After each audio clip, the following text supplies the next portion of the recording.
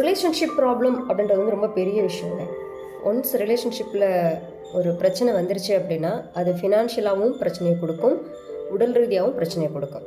So ரிலேஷன்ஷிப்ன்றது ரொம்ப main chapter. அதை வந்து நம்ம கரெக்டாக கொண்டு போகணுங்க. ஒரு கணவன் மனைவிக்குள்ளே பிரச்சனை இருந்தது அப்படின்னா அவங்க மட்டும் இல்லை, குழந்தைங்க, அவங்களோட ஃபினான்ஸ் பொசிஷன், அவங்க வீட்டில் இருக்கக்கூடிய பெரியவங்க, அவங்களோட உடல்நிலை எல்லாமே கொலாப்ஸ் ஆகிடுங்க.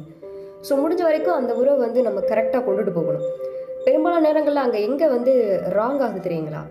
அவங்க 2 பேருக்குள்ளே நடக்கக்கூடிய மிஸ் அண்டர்ஸ்டாண்டிங், அதை அவங்க சரி பண்ணுறதுக்குள்ளேயே நம்ம என்ன பண்ணிடுவோம்னா, நம்ம வீட்டு பெரியவங்க அவங்கள சரி பண்ணுறதா நினச்சி நம்மளோட எக்ஸ்பீரியன்ஸ்க்கு பேஸாக வச்சு அவங்களுக்கு ஒரு advice or solution or suggestion ஏதாவது நம்ம பண்ணுவோம்.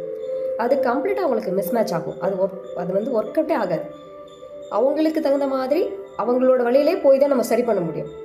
நமக்கு வந்து தெரியும் இதை பண்ணால் நல்லது நடக்கும்னு தெரியும், ஆனால் அந்த வயசுக்கு அது புரியாது.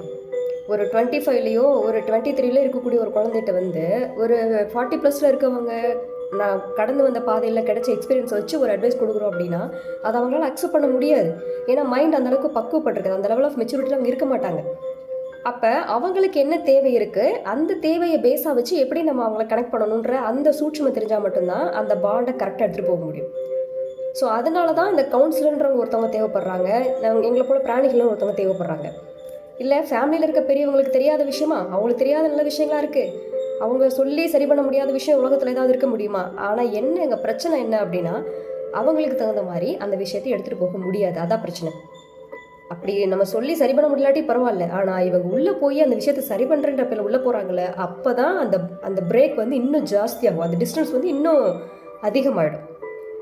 ஏன்னா அவங்க எந்த எந்த டைப் எந்த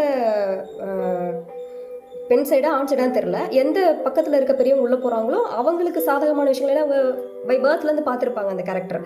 ஸோ அதுலேருந்து வச்சு அவங்க மனசில் வச்சுட்டு சில விஷயங்களை அவங்க எக்ஸ்பிரஸ் பண்ணிகிட்டு இருப்பாங்க. அப்போ ஆப்போசிட்டில் இருக்கிற அந்த ஜென்டருக்கு கண்டிப்பாக புரியாது, அது கண்டிப்பாக மிஸ்மேட்சாக தான் ஆகும். ஸோ அங்கே வந்து ஒரு ஜென்யூனாக ஒரு ஜென்ரலான ஒரு அட்வைஸ்ன்றது கொடுக்கவே முடியாதுங்க, அதை வந்து கரெக்டாக சார்ட் அவுட் பண்ணவே முடியாதுங்க. ஸோ இந்த ரிலேஷன்ஷிப் ப்ராப்ளம் இருக்கக்கூடியவங்க இந்த தளம் சரியான ஒரு தளம்ங்க. இங்கே ஹீலிங் மூலமாக 3 days செஷன் நம்ம கண்டக்ட் பண்ணிகிட்ருக்கோங்க. நிறைய கப்புள்ஸ் வந்து நல்ல ஒரு பீஸ்ஃபுல்லாக போயிட்டுருக்காங்க. நல்லா இருக்கிற கப்புள்ஸ் இன்னும் கூட புரிதலுக்காக அந்த செஷன்